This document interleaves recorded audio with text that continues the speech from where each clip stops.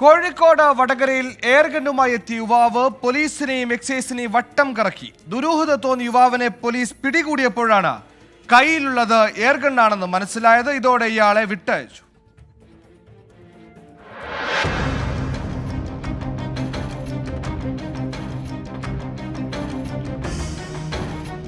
കഴിഞ്ഞ ദിവസം വൈകിട്ടാണ് സംഭവം.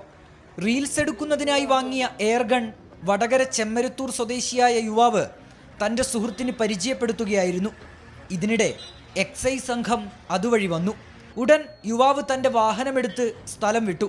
ഇതോടെ യുവാവിൻ്റെ കയ്യിലുള്ളത് എയർഗണ്ണാണെന്നറിയാതിരുന്ന എക്സൈസ് സംഘം ദുരൂഹത തോന്നി പോലീസിനെ വിവരമറിയിക്കുകയും യുവാവിനെ പിന്തുടരുകയും ചെയ്തു. ഒടുവിൽ മേമുണ്ടയിൽ വെച്ച് യുവാവിനെ പോലീസ് സംഘം പിടികൂടി.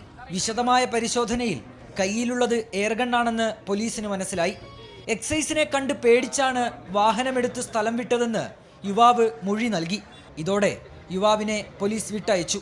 അങ്ങനെ തോക്ക് കൈവശമുള്ള യുവാവ് വടകര നഗരത്തിലെന്ന ആശങ്കയ്ക്ക് വിരാമം. 24 കോഴിക്കോട്.